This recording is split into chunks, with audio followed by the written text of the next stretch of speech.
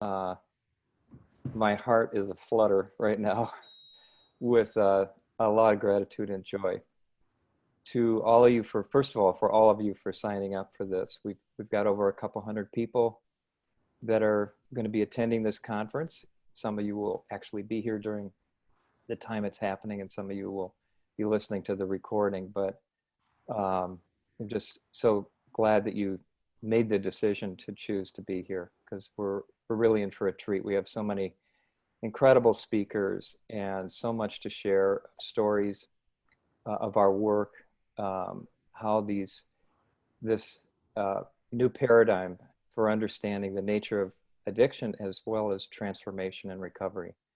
So I would just want to give people, first of all, I want to thank the people who've helped with this, because Amy and I came up with this idea a couple of years ago.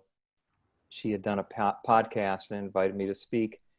And after it was over, I said, we should, because she'd written a book, The Little Book of Big Change, and I'd written the Serenity Principle. And so we'd done a lot of work in addiction, and it was just kind of mushrooming around the world. So many treatment centers using this as a foundation of their work, that we wanted to have an opportunity for all of us who are doing this work to get together and just kind of share what we're learning, what we're discovering. And so that was the seed of the idea. And then about a year and a half ago, we were in Los Angeles, and we spoke again there and made an announcement to the larger group of Three Principles practitioners who would be interested in helping us plan this conference on addictions and the Three Principles.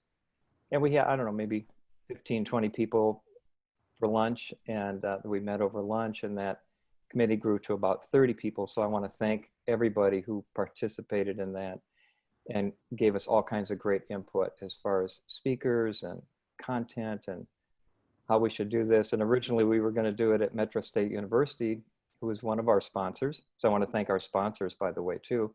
Gulf Breeze Recovery, Metro State University, Farnham Center, Broad Beach Recovery. And these are people that kind of help get the ball rolling financially for us. So thank you to all of them as well. Harry, Harry's the sponsor. Oh, and Harry Dubitsky. Yes, Harry Dubitsky. Thank you. And did I forget anybody else? I don't think so. Oh, okay, good. But let us know. Let us know about you. So a lot of work has gone into this, and we had hoped to do it live and in person at Metro State University, but given our circumstances, as we're all aware of, because we're so familiar with Zoom now. But I'm really happy with this. Here, I can have all of you in my living room and talk. It feels in a way much more intimate and personal. And so we're going to just have a great time. We're going to have some wonderful speakers, and there's going to be opportunity in between speakers for you all to talk amongst yourselves, have kind of a social time. And whoever spoke just prior to the break will be available, and some of the other faculty as well, to answer people's questions if questions come up. So again, welcome to all of you. Amy, you want to say anything?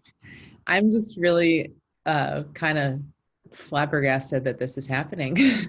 Like Joe said, it's been a long time coming, but I'm so excited just to see how this unfolds. Like he said, we have amazing speakers, amazing panelists, and many people are just sharing their story for 10 minutes or so on a panel, but each of those panelists could talk for days. I mean, we've heard a bit of what they're all going to say, and it's incredible. So there's just so much here. I can't wait to see how the next couple days go.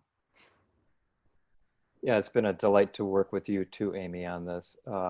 It's really felt like we've grown in a great friendship, and that will continue. But I'll miss seeing you every week. I know. Yeah. We're all going to have a little hole in our calendar, but. Yeah.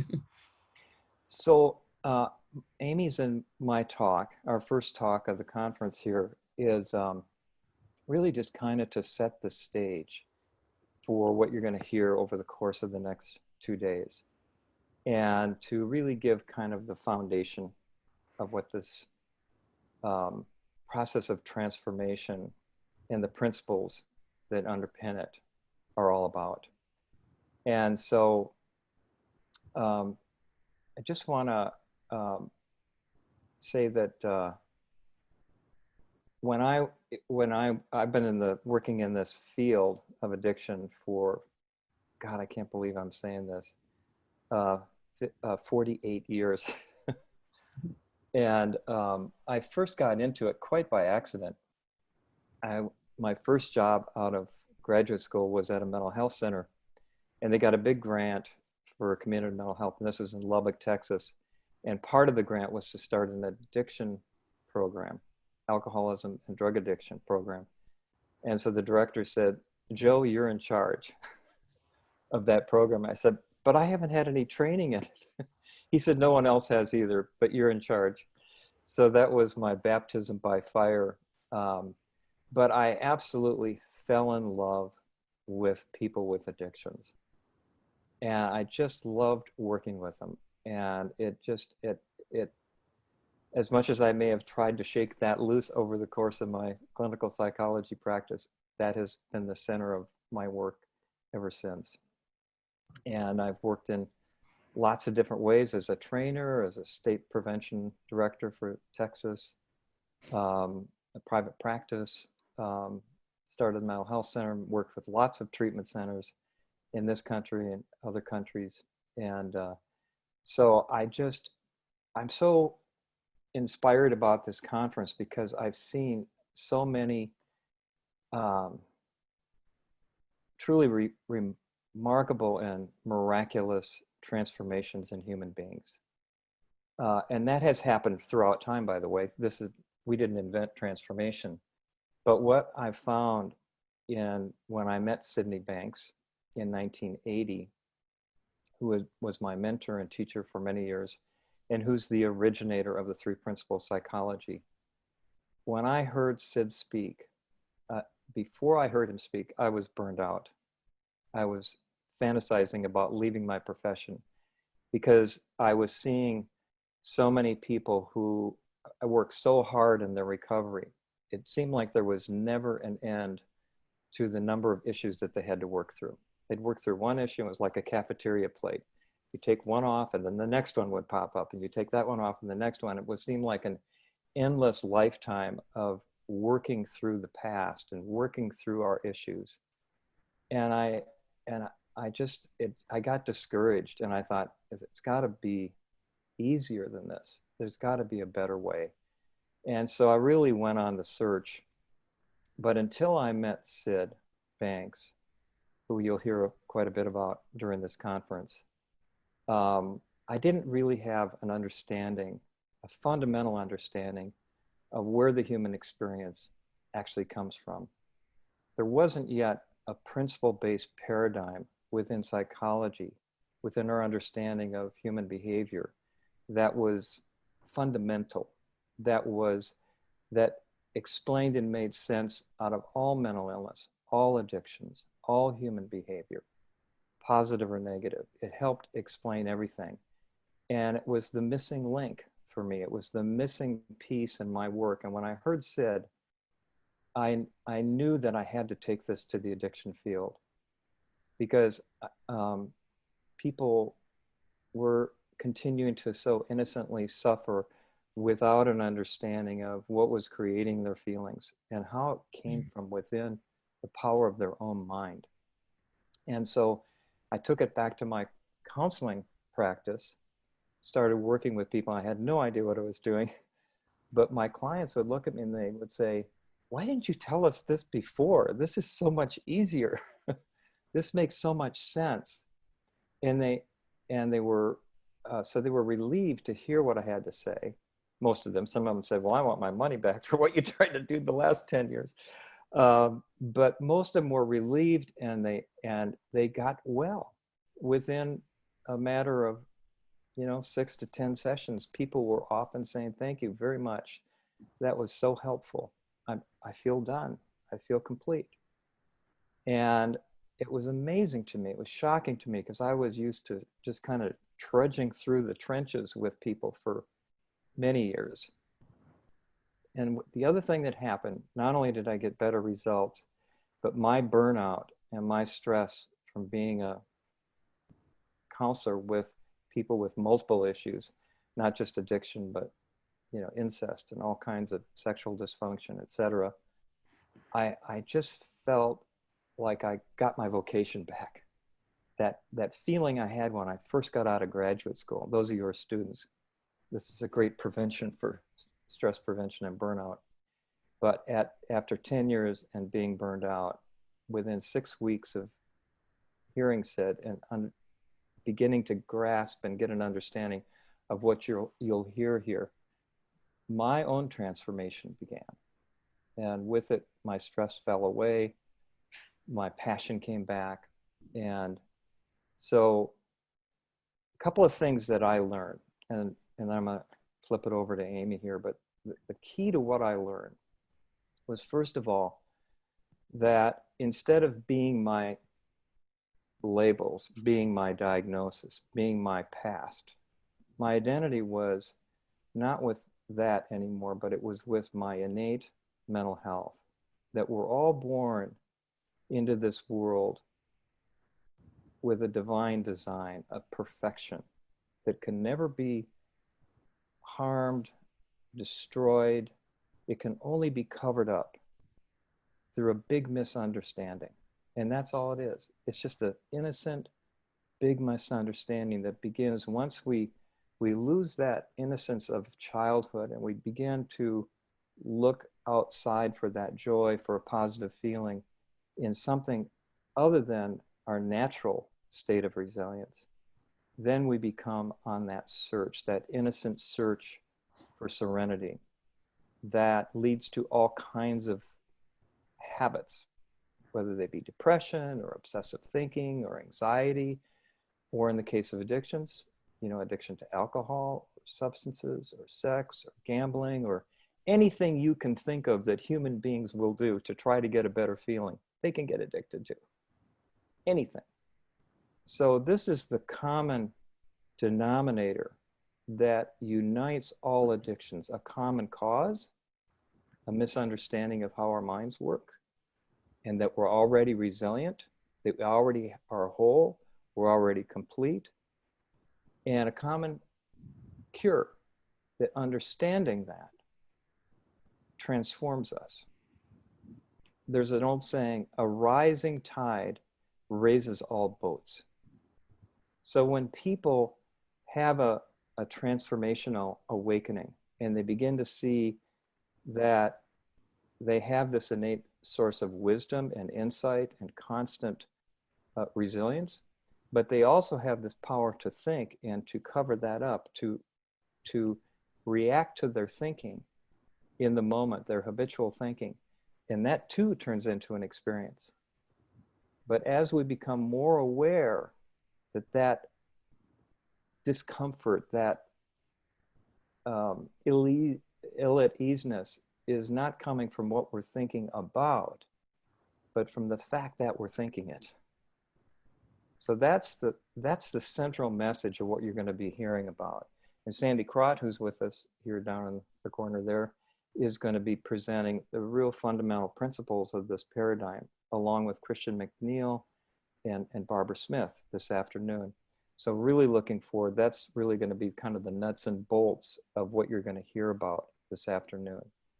And then later this morning, after Amy's and my talk, we're going to hear from some of the recipients of 3 principles-based treatment, people who've gone through an understanding at Gulf Breeze or some other treatment centers, or have learned this in other ways, to tell their story so that you can see that this isn't just what Joe and Amy are talking about. This is something that is really just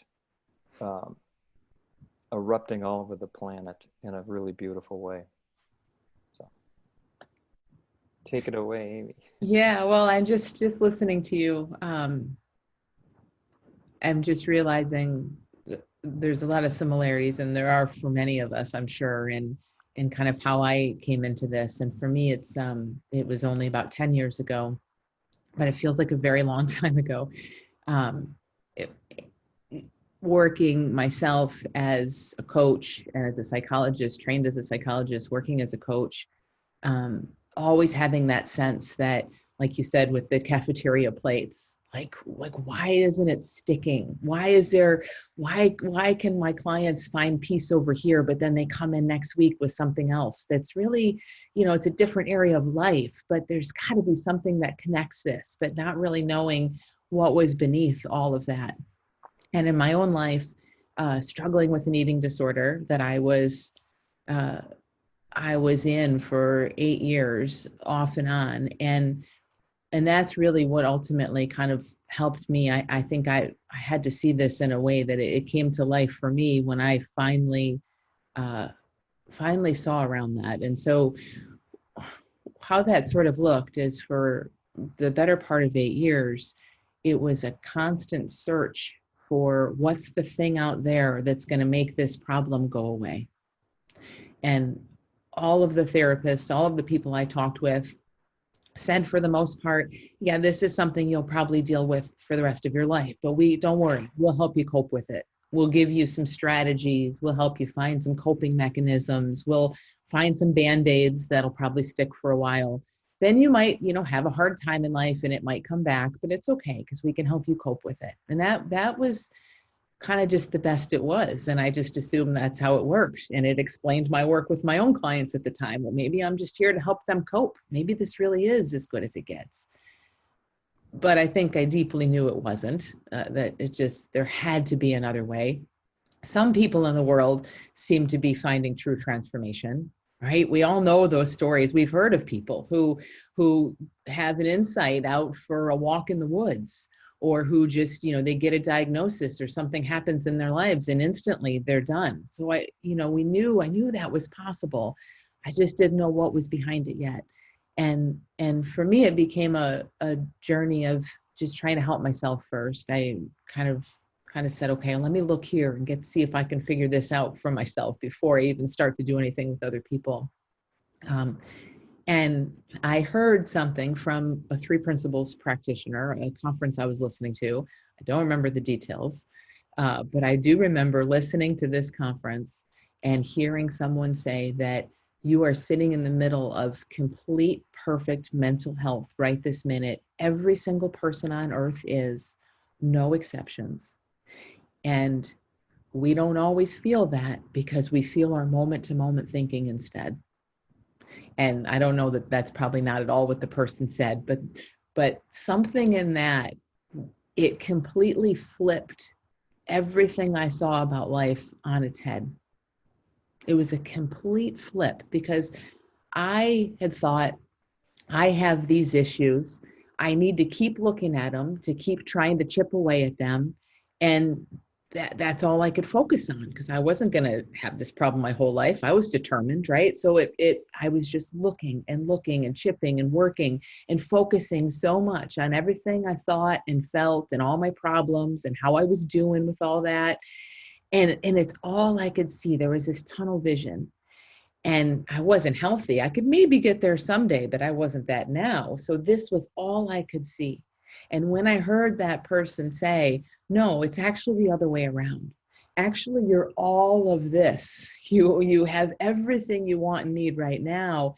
And your mind just goes to some places, probably pretty habitually. And when your mind goes there, you tend to look there, and that's what you feel. When I saw that flip, it's like Joe mentioned, like the whole paradigm shifted on its head, and suddenly I could see my own health, and I could see health in all the people I was working with. I could feel it. And yes, my mind for sure still went to all kinds of uncomfortable places, but I began to see the more discomfort I felt, the more repetition I heard in my head, all of that stuff, that was actually what was not me. It was like me, not me. Whereas my whole life before had been the other way around. And I think for many of us, our lives are kind of the other way around. We get so caught up in what we think and feel and what we did and what we want to do and what we did last year and how our childhood was, that it's like we're just so pressed up to it that that's all we can see. And as we begin to flip this paradigm a bit and feel into the expansiveness that is who we really are, and see, yes, psychology moves through, experience moves through, but it moves and we aren't it. there's such a space that grows, and such a knowing that we are not what we thought we were. We are not our addiction. We are not our diagnosis. We are none of that. And the ball just kind of starts to roll in the other direction. From there, so much opens up. It doesn't make sense to stare at your experience and try to change it, and all of that stuff that used to make sense just starts to, some different possibilities and options open up, and different things begin to make sense. So it's been it's been life changing, which is so cliche to say, but not only for me, but just seeing this in others, seeing their health and knowing how they work as well. Like Joe mentioned, I've seen not just myself, but so many people who say, I'm done. I've tried everything. I've been at it for decades. There's no hope for me. And very, very quickly, they start to see another way. So yeah, it's really, really exciting and really hopeful.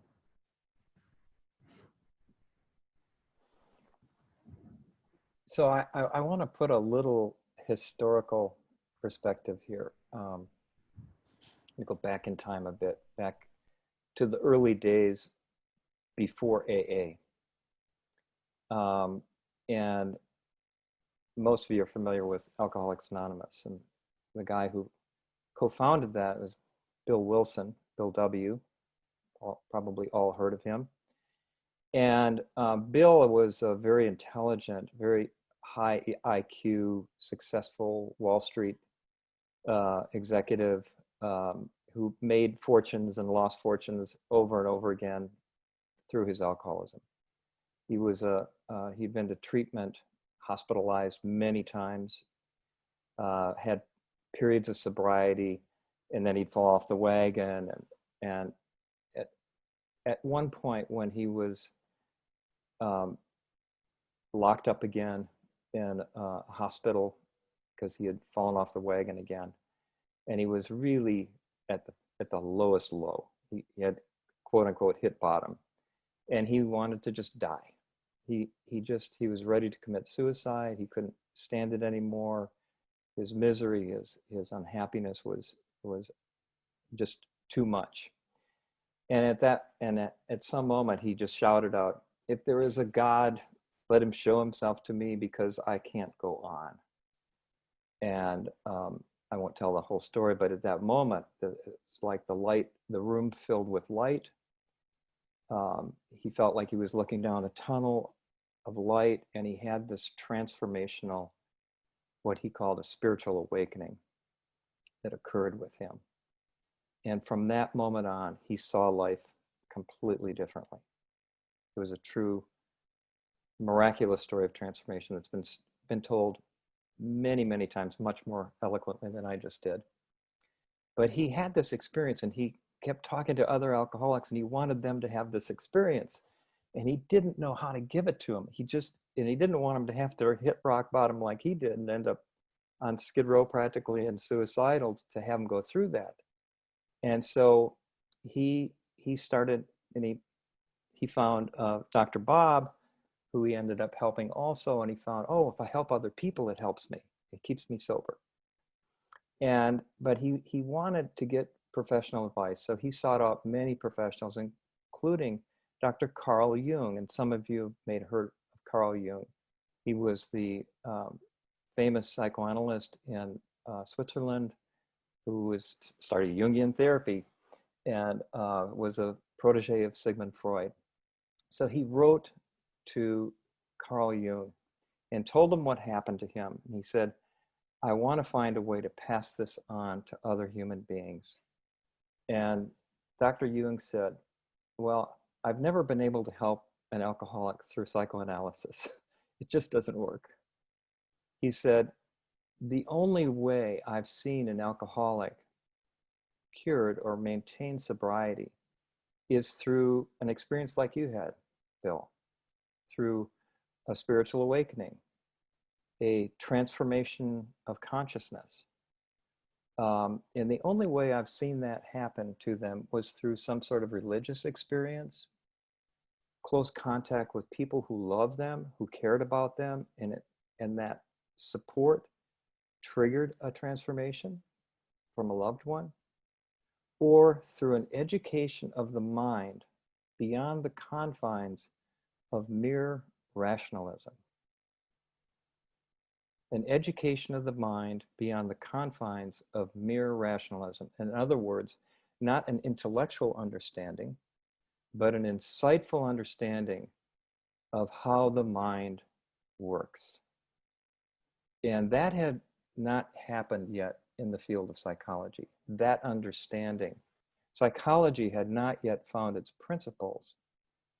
It was still a lot of theories, and as Amy was sharing, a lot of techniques.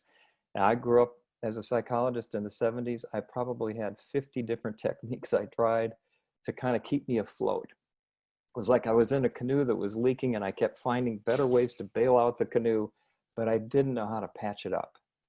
I didn't know where it was coming from. I was just coping with my thinking through meditation, through jogging, through journaling, through support groups, going to endless workshops. So it was an effortful thing. And I just, my worldview was that life is tough and you got to cope with it. We're all damaged goods. We're all broken. And what the best we can do is try to understand why and then find ways to cope with it, just like Amy said.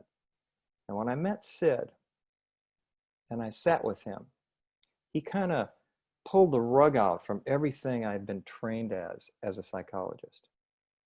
And so it freaked me out because everything he was saying was just like my very well-defined, created thought system about how the mind worked and how to help people.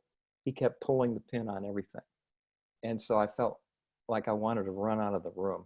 It was so threatening to my ego. My ego, it really went through a bruising that night. But as I listened, something penetrated that well-fortress thought system. And I started to feel lighthearted. There was a lightheartedness that overcame me, a joyfulness. And I couldn't explain it. I didn't know where it came from. But it felt like I used to feel when I was just little Joey. When I was a little kid and I was innocent and I was just playing and first growing up, it was like, oh, that feeling.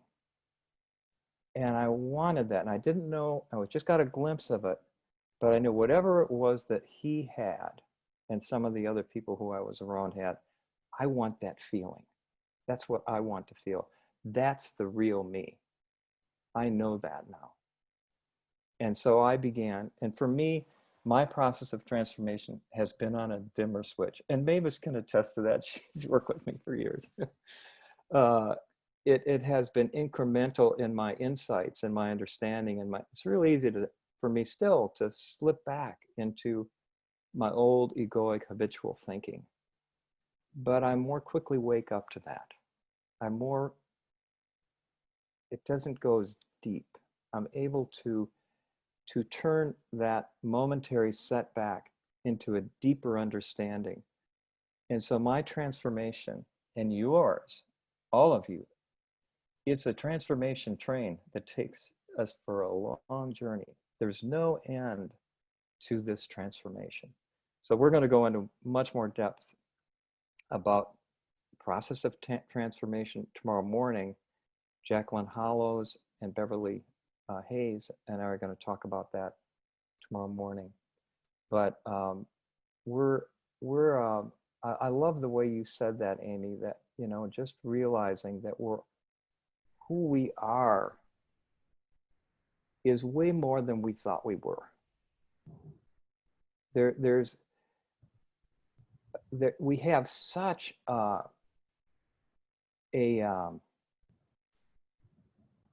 direct line to this innate health, this divine essence of our being.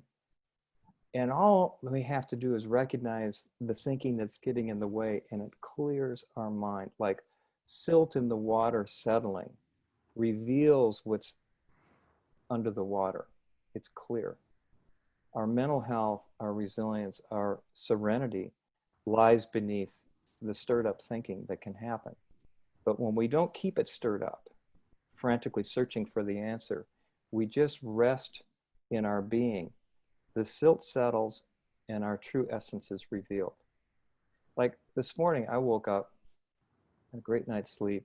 You know, it used to be I'd be so nervous about a talk like this, I wouldn't be able to sleep, or anxiety. I woke up and it was like, I felt like I was in the movie The Matrix. And it was like I plugged in, like, what's his name, EO, or Yeah. um, and the whole 2 days just came to me exactly what to say. It was just like, Michael looked at me. She started talking. I said, "Wait a minute, I'm getting a download." It's like all of this, all my life was flashing before me. You know, all the stories, everything. It was just like there's no effort. It just got out of the way, and everything I need comes to me. Everything I need in life, it becomes magical, mystical, out of this world, but so practical. So that's what every addict that walks through your door, if you're a treatment counselor, if you're in recovery yourself, or if you're a family member who loves someone who hasn't awakened yet, if you can just see beyond their addiction to who they really are, that will help them. And Danielle, who's on the Hollywood Squares here, we just went through the hurricane in Pensacola. Luckily she's here because the debris, poor guys, they still don't have electricity or water at the treatment center. Did you spend the week with your clients in a hotel? The whole treatment center moved into a hotel to be safe. But at that treatment center, other treatment centers, Farnham and Broadbeach and Beyond Recovery in London, many other places, when you walk in there, you feel mental health in the staff. You feel genuine empathy and caring.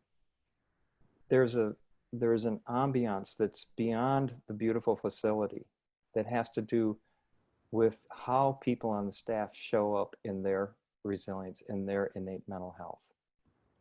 And it's palpable. It's palpable. And when I was teaching at Metro State University, the course I taught was the internship course. And part of my job was to visit all the treatment centers where people were doing their internships. And as soon as you walked in the door, you could feel the state of mind, the collective state of mind of the treatment center. And I'll have to say, most of them were really toxic. There's just this stress and negativity, and you could just feel it in the air. And that was supposedly a healing environment. But I could see they just didn't understand. And if they knew better, they'd do better. They didn't understand how to access their own mental health. And so they were demonstrating stress, burnout, and negativity to their guests. And so it wasn't a healthy environment for people to grow and to heal. In other treatment centers, there was a whole different feeling, lightheartedness, compassion and caring. And you could feel that. So you can feel the energy of people. We're all intuitive. We can sense that. But when people have a foundation understanding in the paradigm that we're going to be talking about at length and over the next day or two, you will feel that in the presenters. You feel our enthusiasm. You'll feel our gratitude. You'll feel our love, because this is real. This is what we really feel. And we're so grateful that we have found this, and we just want to pass it on. We just want to share it. Just like Bill W. And if Bill W. had met Sid Banks, I think it would have been quite an experience, because they would have recognized that they both had an experience and saw something.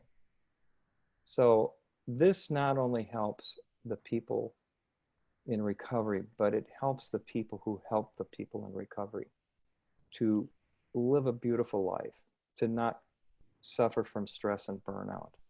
And so a lot of you who are here who are professionals, that's why you're here. You want to You want to get that feeling back that you had when you came into your profession or into the world.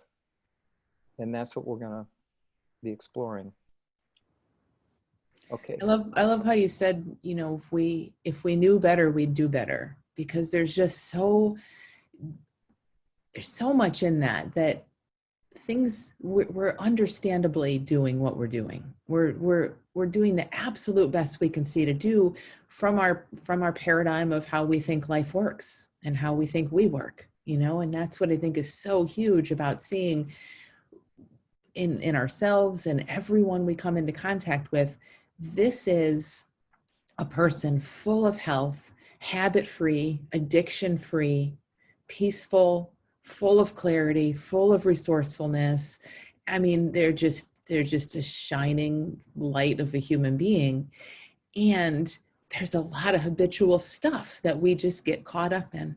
And it sounds really simple when we say it like that, almost too simplistic, but really kind of imagine what that's like. And like Joe's saying, the feeling that you would have going to work every day or being with your loved one or looking in the mirror, if you knew that was the case. When you know that's the case, it's incredible, because now there's not this uphill battle of let me fix, let me get back, what am I going to do, you know, how am I going to work through this? And when we're doing that, it is so completely understandable, because still we're well, deeply, innately, and we know that, or else we wouldn't be continually trying to get back home, you know. So no, we don't lose our deep knowing of that. But I know for myself and the people I work with, it's like there's just this, well, let me fix the problem, and what do I do next, and how can I get there, which just keeps putting our essence out ahead of us a little bit, as if we don't have it now. And it keeps us kind of in our heads, you know, just thinking and scheming and doing and plotting. And we're doing that from a little mind that thinks we're sick or broken or lacking in some way. So even then, our little mind ideas aren't so good because they're starting with a premise of lack. But as that begins to turn around and we see, wow, no matter what anyone in the world is ever doing, thinking, feeling, they're full of health. They don't want to be doing that. Everyone wants to thrive. We're designed to thrive. We're just caught up in some thinking that's moving through. And aren't we all at times, just to varying degrees? You know, someone who's been hospitalized, someone who's schizophrenic, someone who's been addicted for years, they're caught up in thought just like any of us when we're having a bad moment, or we're feeling nervous, or we're yelling at the kids, or whatever's going on. It's all one thing. It's all one thing happening, one way that we all work, and it's showing up in different ways. And it's really exciting to think about us just starting on this journey over the next few days, especially to just look at that and see how simple it is when we can bring it all human experience and all human design down to something that's just so incredibly simple and universal. It takes so much off our minds, and then we just get to keep seeing how that's playing out in people all over the place. It really does something for me and for all of us, when instead of looking at what's wrong with someone, or what's wrong with the situation, or what's wrong with the world, seeing that all the judgment, all of the negativity that I'm experiencing from seeing it that way isn't coming from that person or the circumstance. And I get caught up just like everybody, you know, every day the shield comes down, and in my blind spot personal thinking, I'm looking at it through that lens, and it's hypnotic, because thought is like a hologram. You look out, and then that's what it turns into, perception immediately, and that turns into feelings, and your experience comes from the inside, but it looks like it's coming from out there. It's the pandemic that's making me feel this way. It's the hurricane that's making me, it's all the damage. It's the political situation. It's the news. It's my wife, my husband, my dog, my cat, my parakeet. It's something, you know, it's always something. But in the moment when you just have that little nudge, that little tap on the shoulder, and you have this awareness, this, because you can feel your body tensing up. You don't feel good, feel ill at ease, diseased.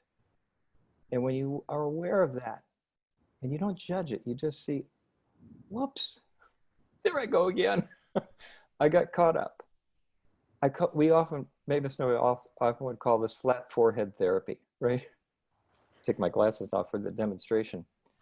Oh, I can't believe I forgot it was my thinking again.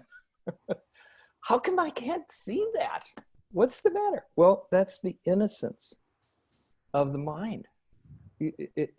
It's instantaneously, whatever you think, the mind magically transforms that thought into a perception. And a perception travels through the rivers in the body of our psychoneurological system and creates sensations that we call feelings. Ah, if I hear that person one more time, I'm going to scream, you know, or, oh God, I can't wait to go on vacation. I'll be so much happier. And just thinking about being on vacation, you feel happier. And now back to reality. And that's the illusion. It's so easy. It's so simple. It's so easy to fall into the hypnotic effect of thought because it's really tricky. That's why we call them blind spots. Derek, I think Derek's on here somewhere, we told a story at the London conference about after George Floyd was killed, suffocated to death, and just talked about how his, as a black man, his old habitual thinking of rage and anger and frustration came over him. And at some point he had an insight and he realized that I'm no different than him. I'm having an anger, hateful reaction to the person who killed George Floyd. I'm no different. And he said, it was my blind spot. I didn't see, because I wanted everyone to feel my anger. And I wanted everybody to feel my anger and see it like I was seeing it. And then I woke up and I realized, oh my God, this is my thinking again. I want to be the love that I want from them. I don't want to be the hatred. I want them to quit. I'm being the hatred I don't like in them. And that's how tricky it is. But you don't have to worry. You've got this, you're divinely designed for insight. Perfectly designed for insight. No exceptions. And when you know that, it gets you on this evolutionary transformation trajectory that leads to ongoing change, waking up deeper and deeper and deeper. And you're going to have I'll show you the diagram tomorrow, but the trajectory goes both ways because sometimes we get stuck on the hamster wheel of our own thinking and we forget. But we're building momentum, and at some point, whoosh, we shoot to the next level of understanding where we see it a little deeper. So there's no end to this. And man, we're all in for a real treat here. And the really good news of this is that the treat here has nothing to do with this conference. It has to do with what you discover in yourself. You can take that with you. As they say, you can take that one to the bank. You can take that feeling with you because that's the only place it could have come from was from within you. We're just pointing sticks. That's all we are as therapists, counselors, teachers. We're just pointing people to what they already have and what they already know in their heart. They've just forgotten.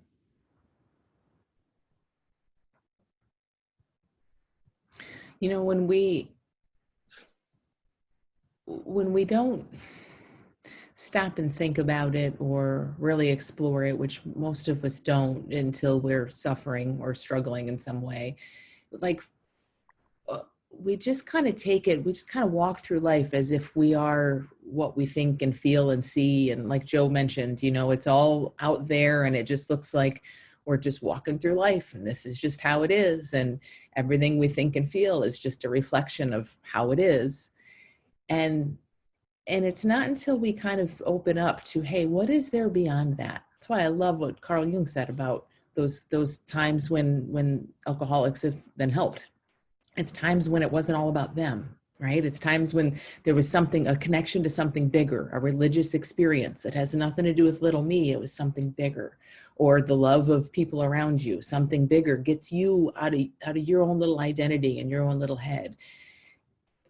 So when we kind of see, oh, there's something beyond, I'm not thoughts and feelings. I'm not my psychology, my psychological experience. I'm something bigger. Now there's like a foreground, background thing that happens where you can see it in a new way.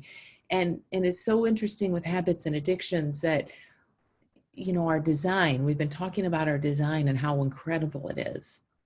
Our design is such that we're meant to suffer and feel discomfort and feel dis-ease when we're caught up in our thinking that's who we are. And so we'll talk more about this as the conference goes on, but to see this discomfort and this tightness and all of this stuff we feel as just a beautiful part of the design, there to wake us up, there to help us see, no, you're this, remember, you're not this. When we get that right, or even just start to get it right, so much, again, flips on its head. But what's happening in every addiction and every habit and all of that is we're feeling a feeling that we don't like. And so we try to shut it up. We kill the messenger. That feeling is the messenger saying, hey, look bigger. You're not this experience. Look bigger. But we don't know that. So we kill the messenger. So we numb the messenger or try to run away from the messenger or try to mute the messenger. And we do that over and over again. And the messenger loves us and doesn't want to give up. This is our design. So it just gets louder. So we find ourselves having to mute it even stronger and drown it with even more alcohol or stuff it down with even more food. And it keeps getting stronger because it's here to say, hey, you're looking in the wrong direction. There's so much more to see here. So, you know, again, when we're talking about our fundamental design and this new paradigm shift, that is just such a huge part of this that we all know and will see come up over and over again, that all of these things that become problems, addictions and habits that become problems in our lives, are just due to a simple misunderstanding. They aren't due to a flaw in us. They aren't due to some weakness. They aren't due to bad genetics or something like that, bad circumstances. They're due to something much deeper than that, a fundamental misunderstanding of how our experience works and what it is. And bigger than that, who we are, our design, who we really are beyond the feelings and thoughts that flow through us. That reminds me of another thing Carl Jung said to Bill W. He said, can you hear me? Am I on? Yeah. He said, alcoholism is an innocent search. He said, spiritus contra spiritum, the Latin. Spirit against the spirit, looking for the spirit in the spirits, basically. Looking for that divine connection in alcohol or anything. And he said, in his experience, that alcoholism and really any addiction is on an unconscious level the search for union with God, union with something greater than myself, whatever you call that, the quantum field, God, Allah, Buddha, Christ consciousness. There's infinite names for that experience, but atheist or religious, people of all walks of life have experienced that universal connection. For some, it's in nature when they are in the middle of backpacking, like Sandy was last week, or just seeing a sunset. There's something that touches you, that you feel part of something bigger than you. So whatever that is, that's the innocence of every person that is addicted. We're all looking for the same thing. We've been playing hide and go seek, and where am I? Where am I hidden? And the three principles and this paradigm are a little bit like hide the thimble. I don't know if you ever played that when you were a kid. You hide something in the house, and everybody knows where it is except you. And so you have to search around, and you're either getting hotter or colder, hotter and hotter, and colder and colder. So you don't know where it is, but you get feedback if you're getting hotter or colder. So we're all looking for something that the counselors know that it's there. You just have to, you're getting warmer. Oh, you're getting colder, hotter or colder. So we're all looking for something we can't see, but when we experience it, we know we found what we were looking for. So anyways, this is just the beginning. We got a ways to go. So should we ask for any questions at this point, Amy? Sure. How are we doing on time? We got about 8 minutes of our talk time left. Who has a question? You can either raise your hand and unmute yourself, or you can send it in a chat. Peter, do we have any questions yet? We don't have any questions yet. Let me. We don't need. Okay, we can quit now. They don't have any questions. They've already got it. Yeah. A question or a comment. It doesn't have to be a question. It can be a comment or an insight that you might have had while listening, or something that got a little clearer for you as you listened. I do have a comment I'll share, and then there's a question from Lisa. Wendy says, "Tell them that my tears are flowing with this opening. Such a great job of pointing to truth. Beautiful, truly." Thank you, Wendy. Lisa's asking, what about the disease model of addiction? Well, what I would say, and I don't know if you want to take a shot at this too, Amy, but it is a disease in the sense that addiction, it can kill you. It's a progressive illness that, if untreated, ends in death. So it has the symptomatology, the etiology of a disease, but the disease itself is a concept. It's a made up concept. And the misunderstanding in that, it's helpful to kind of know, well, this person's really got an alcohol problem. We need to send them to treatment, versus just a basket weaving class or a workout session. It's helpful to know when someone, what their issue is, but it's not their identity. It's not their true identity. It's the clothes they're wearing, but it's not who they are in their birthday suit. And when you see the symptoms of a person, you have to deal with their symptoms. Like when people come to Gulf Breeze or Farnham or any treatment center, step one is get their bodies healthy, put them through detox, get their brain back online, get their nutrition, their sleep, and all that. So you must treat their bodies, because their body's very sick from overdosing on toxins. And so, but that's just the step one. Once their body is stabilized, doesn't mean they're well, because if their thinking doesn't change, they're going to do that again, right? Without insight, you can detox people, and I've known people who've been through treatment 100 times. Detox. They get sober, they get clean, but if they don't have that shift in consciousness, that awakening, they will tend to gravitate back to where they got that positive feeling in the past, or the numbing of the negative feelings. So, so it's a disease in the sense, but it's a curable disease. Every disease is curable. We haven't found the cure to everything. But every disease is ultimately curable because it all comes from misuse of the body, misuse of the mind. So the mind has a huge power in healing physical illness and addiction. And when we use the mind as it was designed, it gives us perfect feedback when we're misusing it, and we understand to quit doing what we're doing. It's like if you take your hand and you bend it backwards, you're going to get pain right here because those ligaments are going to get, or tendons are going to get pulled, and it hurts. And it hurts because if you kept doing it, you'd break the tendons off and you'd have a floppy wrist. So pain is feedback. Now, if you didn't have any sensation, people that don't have any sensation, they get hurt a lot.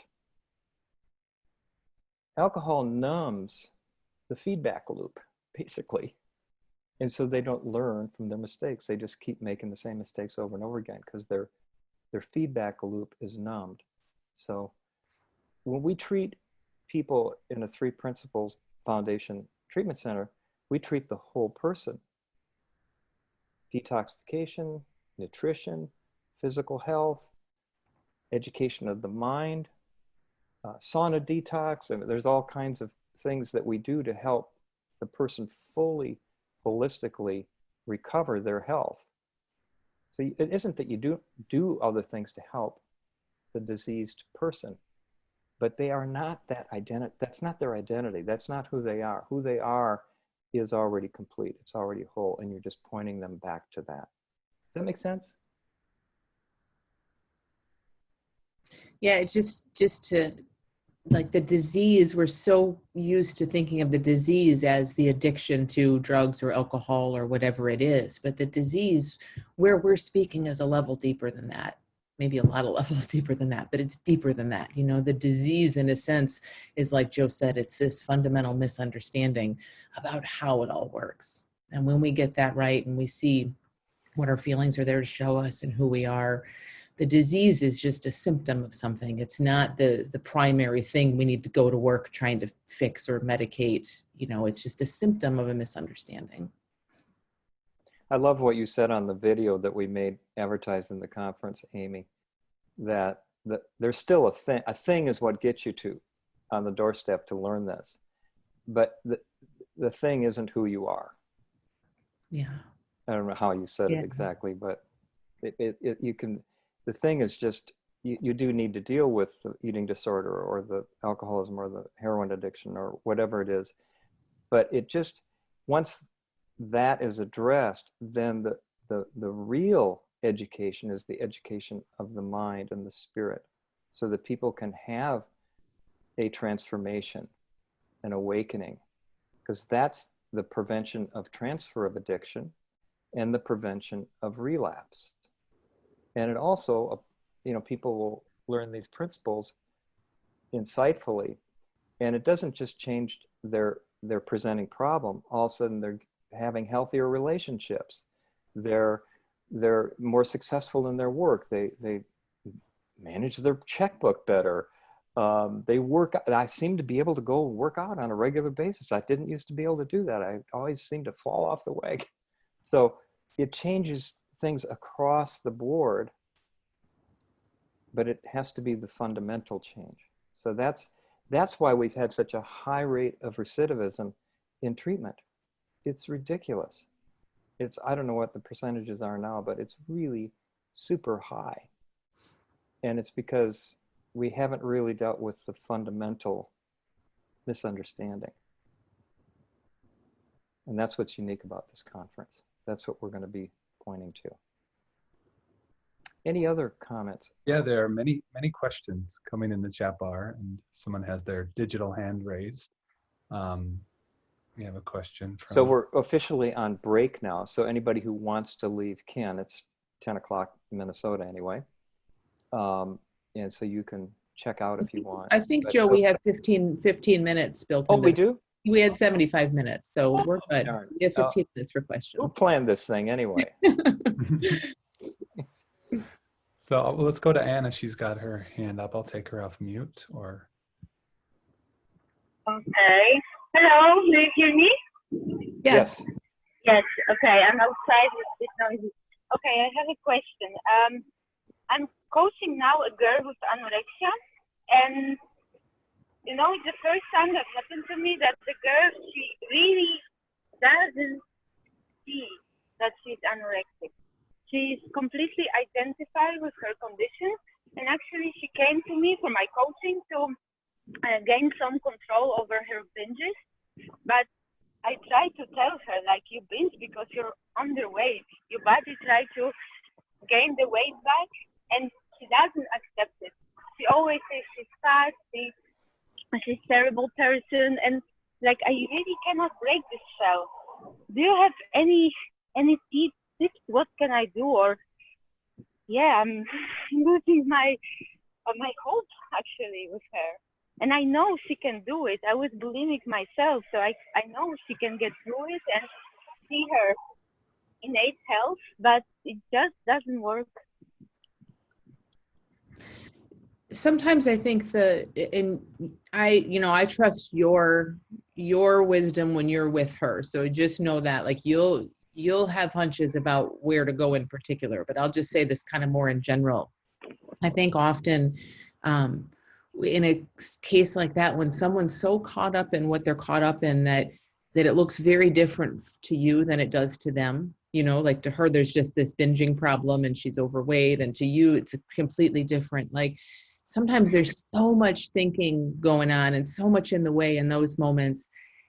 It's a nice time to have a different kind of conversation, like almost at times depart from the food stuff, because there's not a lot of clarity right there for her at the moment, and look at the bigger picture of kind of what we're talking about, and sometimes that can really help. Like, she can just get in a relaxed state, in a different state of mind, and have a much better chance of seeing something you're pointing her toward, and how her thinking's creating her experience from that state. But I think, we're very conditioned and used to in our culture of, we go to our coach or our therapist or whatever, and we're just there to talk about the problem. And then that has a way sometimes of getting us even more confused and deeper in it. Yeah, that's what my wisdom actually was telling me, just like not to talk about food anymore, not to talk about her body weight, just to talk about what's true for everyone. Yes. It's counterintuitive at first, but I mean, because we think this is a real issue, and it is a real issue, and it needs to get some traction for her. But I love that your wisdom was showing you that. That's what lightens things up for her, so that maybe, you'll have a hunch of when she can hear something new. Mm-hmm. Okay. Thank you very much. Just one other comment on that. Anna, the most powerful thing you have as a counselor, or whatever you call yourself, is seeing beyond their thinking through the wisdom that lies within them, to that innate health. And they may not know why they like coming to see you, but they feel more comfortable, more relaxed in your presence, because you're not buying their mask. You're not buying into the mythology or the belief that they are their habits, or in the case of what you're talking about, the denial of the habit. Mm-hmm. So the more that you just relate to that health in that person, that client, the more the defenses start to go down. They start to lose their juice, so to speak.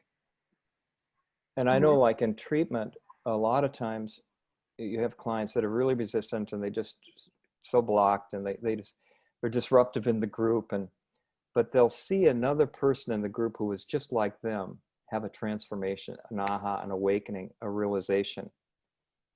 And that's the person that triggers their insight, because they can say, oh, someone just like me. And not even necessarily consciously, they just feel that there's a way out, and they get hope. And that hope leads to deeper listening, and deeper listening leads to insight. You never know. A lot of times, this is a time release capsule teaching principles. A lot of times people won't realize until long after they're in your presence. It'll, like a dormant seed, it will pop up later as an insight. You know, a long time ago, I saw an article on National Geographic where they found these seeds in a pyramid that were, you know, thousands of years old.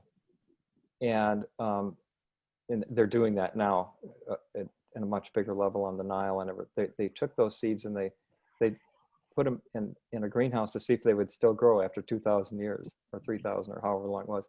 And they did. They popped back up. The seed, so dormant and dried up in a little clay pot, buried in the tomb of a pyramid, put it in good fertile soil, water it, and give it sunlight, boom, it pops up. They're raising date trees that are from 3,000 years ago now in the Middle East, because they're way better. and we're like that. We're like that. Everybody's like that dried up seed, been battered away and dried up, and through a lot of abuse and trauma and misunderstanding and hatred and all the things that we've suffered with, that form a shell around us to protect us and then confine us in the tomb of our own ego. But what, a little water, a little sunlight, good soil, and that's what you are, Anna. Anna, you're a watering can and a bit of sunlight and good soil to help that seed pop up. That's what I'm hoping for. Yeah, and you never know when it's going to happen. It might happen long after they've left your presence, Anna. Yeah. You're just... Yeah, in the end, it's not up to me, right? I can just do my job and see what happens. Yeah. Yeah, you've got something much bigger than you that's in me, it's bigger than all of us. It's just, it was like you have the universe behind you when you're doing your work. You're just an instrument of that. Yes. Yes, I know that. Yeah, good, Anna. Anybody? Thank you. Thank you. Got any hands up, Peter? We have 4 questions. Do you want me to go in order, or do you want to hear them all, or what would you prefer? Yeah, let's hear them all, huh? Okay. So there's one from Chris, and I'll unmute you in a second, Chris, after I read those, so you can get ready with your question. Kim is wondering, how do you talk about this with people who are atheists? Nicole says, Joe mentioned that at the facilities, he mentioned you can feel mental health, and that this understanding helps those that helps others. I am wondering if you can say that again and add anything else. And Meg says, when circumstances or life happens and we begin to cover up our innate health, what type of assistance would you recommend? And then let's go to Chris and hear his question. Go ahead, Chris. Is it me? It is. Yep. Okay, I was just, I guess, okay, so I'm new to this, and I guess what I'm hearing right now with this first principle that you're talking about is kind of a spiritual part, is the way I'm hearing it. And so I've kind of been grown personally on the 12 steps. So I'm like a firm believer, 12 steps, those are your tools, there's solution in there. And there's a lot of discovery, self-discovery that comes through working those 12 steps. Now in my personal life, I'm more where I think you guys are talking, you know, the kind of the spiritual part, you know, the self-care, the ease, you know, things like that. So I'm just like thinking as a newcomer, if I would have been able to accept this, what I'm hearing right now today, you know, so I guess I'm just curious, like, do you only, you take the 12 steps completely out of your practice and just kind of come in with the 3 principles? And is that really helpful? I mean, like, are people able to grasp that, I guess, is what I'm thinking. It just seems so, and I guess I've only worked with adolescents too, who seem to think really, you know, they think they call it linear versus more open is what I'm hearing, you know, kind of.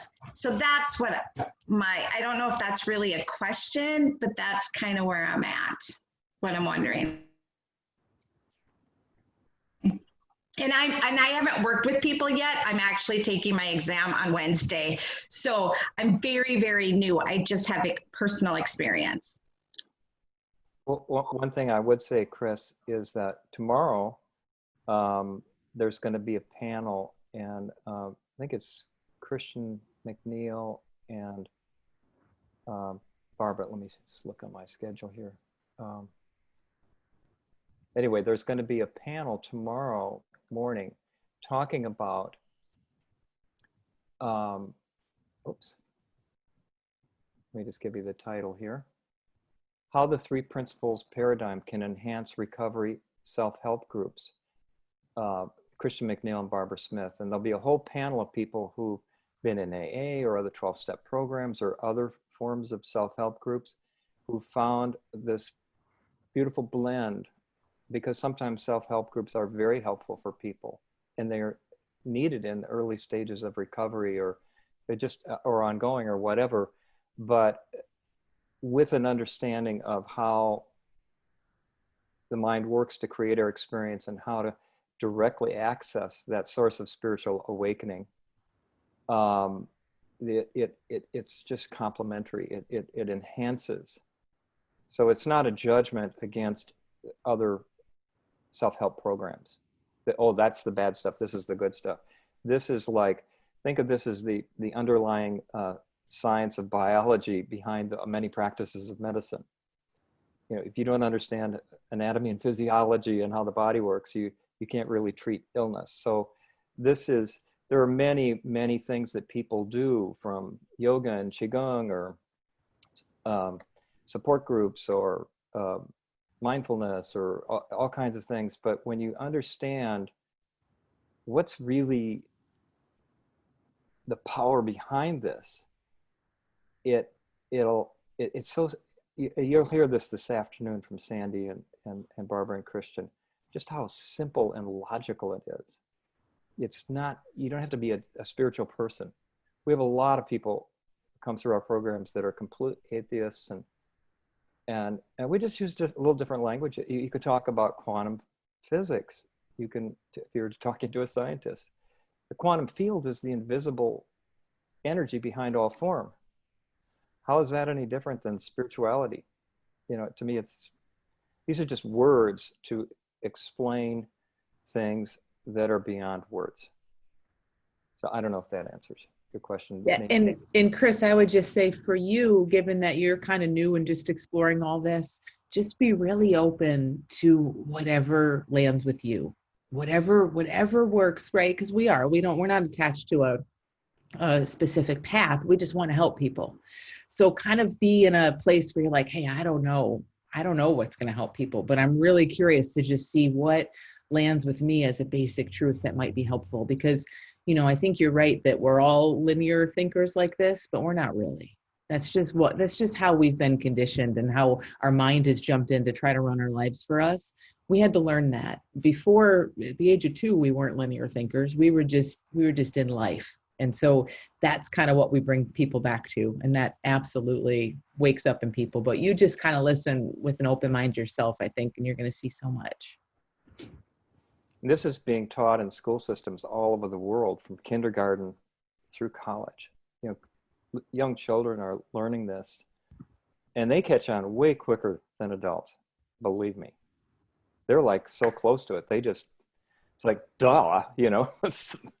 And Mavis talks about this. It's just so obvious to kids and teenagers. You know, some of you work with teenagers. They're a lot easier, in my opinion. So, Joe, you kind of spoke to the atheist. There's two more questions. You kind of spoke to how to speak to this to people who are atheists, which I think, like, you kind of just spoke to that a bit already.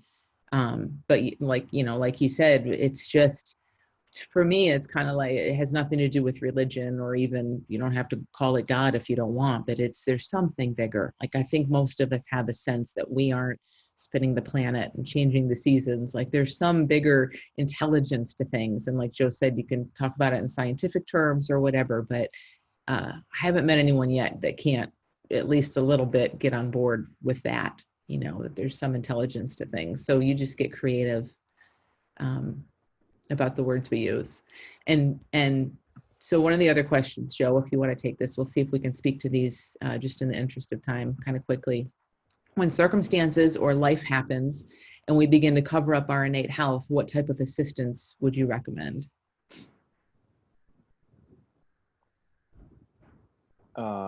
You want to go with that? Yeah.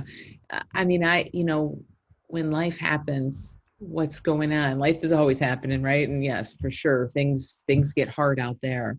But what we start to see is it's always back to us feeling what's going on in our minds in any given moment.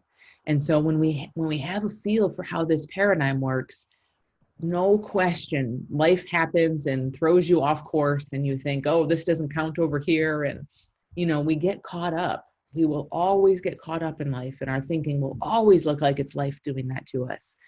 But I think the more we just come from this, the more we start to have that flip ourselves, and we see, no, that's right. I'm suffering. That's right. Suffering is showing me that I'm in my concepts. I'm in my head, and there's another way to see this. There's more going on. Then naturally, it just starts to wake us up more. So there isn't any kind of strategy baked into this or anything, but it's like the more we deeply see about it, the more we just begin to wake up, and our resilience comes to life. And so life happens, we feel it, but we see our resilience bounce us back. And then Joe, I'll let you speak to this one because well, let me just go ahead. comment on that. You know, it's like we have a built-in GPS. You know, we get lost all the time, but if you got your GPS or your compass, wherever you are and you have a map, you can see where you are in relationship to where you want to go. You can get back on track. So when I'm lost, I get quiet, basically. That might mean I go for a walk or go for a bike ride, or I take a shower or get in the hot tub, or, you know, I might do things that help me to go back to the GPS, to hear an insight that will take me to the next direction, and the next. But knowing that the answers are within me, and all I have to do is let the silt settle to hear that, to see that. Each person will be guided in a different way. For some people, it will be go do a workout. Other people will call their sponsor or call a friend. Other people will talk to your counselor. Another person, it might be go bake bread. I don't know. Everybody's going to have, your wisdom will guide you to what is helpful for you in the moment. You can count on it. What's the next question? Yeah, the last one was that you mentioned that at the facilities you can feel the mental health, and that this understanding helps those who help others. I'm wondering if you can say more about that and add anything else. I would just say, and we're going to talk, we have a whole panel on the health of the helper, where we'll talk about that. And Danielle, you can chime in on this, or anybody else too.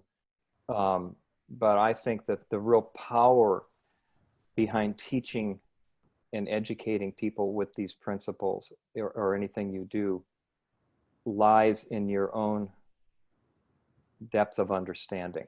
So the more that we, like when I first did my internship in the 3 principles down in Miami, you know, 40 years ago, almost 40 years ago, I was just all about, well, tell me what to do. How do I help people? How can I do this? And he said, Joe, catch the ball before you run with it. Get this for yourself. Well, yeah, but I'm a psychologist. I need to find how can I get this across to my clients? And Joe, go to the beach. Just relax. Just forget about the principles. Just forget about any of this.